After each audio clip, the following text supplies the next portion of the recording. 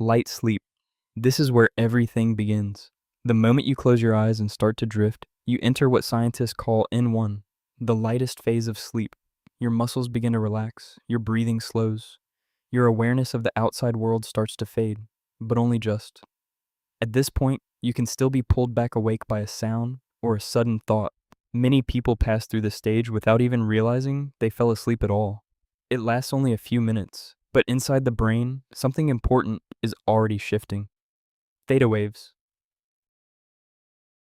As you sink into N1, the brain stops producing the fast electrical patterns of an alert, awake mind and begins generating slower rhythms called theta waves. Theta waves are the brain's way of disengaging. Active thinking slows. External awareness drops. The brain is beginning to turn inward, away from the world and toward restoration. Think of it like a computer moving from full operation into a low-power background mode. This transition only lasts a few minutes, but it is the gateway into everything that follows. Sleep spindles. As you cross from light into deeper, non-REM sleep, the brain begins producing something called sleep spindles. Sleep spindles are short, rapid bursts of electrical activity. They look like tight waves spiking suddenly and then fading.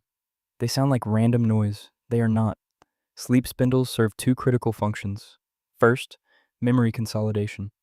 Every sleep spindle helps transfer information you absorb during the day from short-term storage into long-term memory. Everything you studied, everything you learned, everything you experienced. Sleep spindles are part of how it becomes permanent. Second, they act as a sensory shield. Sleep spindles actively block external input from reaching your consciousness. Small sounds, minor movements, background noise. The brain filters them out so that sleep can continue uninterrupted. Your brain is not just resting here, it is actively protecting itself. REM sleep. REM stands for rapid eye movement, and it is unlike any other stage. Your brain activity spikes back up to levels almost identical to when you are fully awake.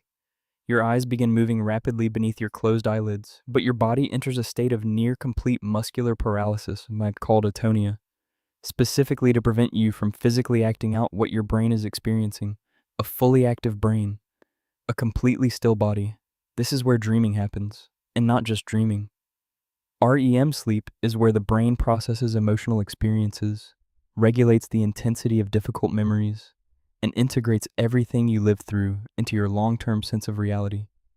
The amygdala, the brain's emotional center, becomes highly active here. It is believed that REM sleep is why painful memories lose their sharp emotional edge over time. You remember the event, but the raw feeling fades. Without enough REM, that process breaks down, and emotional regulation becomes harder. Dreaming. During REM, the prefrontal cortex, the part of your brain responsible for logic and self-awareness, becomes partially suppressed. This is why dreams feel completely real, even when they are physically impossible. Your brain is running scenarios without a fact checker. Dreaming is not random noise. It is the brain simulating situations, processing unresolved experiences, and reorganizing emotional data. The exact purpose of dreams is still being studied, but what is clear is that the brain is doing something deliberate, not just playing static while you wait to wake up. Sleep cycles. Here's the part most people completely miss. You do not go through these stages once and then sleep until morning. You cycle through all of them 4 to 6 times every single night. Each full cycle lasts approximately 90 minutes, but the composition of each cycle shifts as the night progresses. Early cycles contain the most deep sleep, the physical repair stage.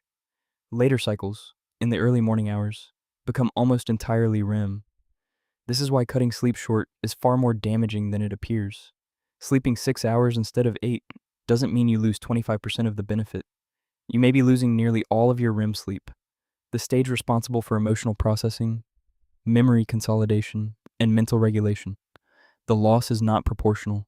It is concentrated at the end of the night, exactly where the most cognitively critical sleep lives. Sleep deprivation. After 17 hours without sleep, cognitive performance drops to the equivalent of a blood alcohol level of 0.05%. After 24 hours, 0.10%. Legally drunk in every country in the world. After 72 hours, the brain begins generating hallucinations, dreamlike states forcing themselves into waking consciousness. But acute total deprivation is not the most dangerous form.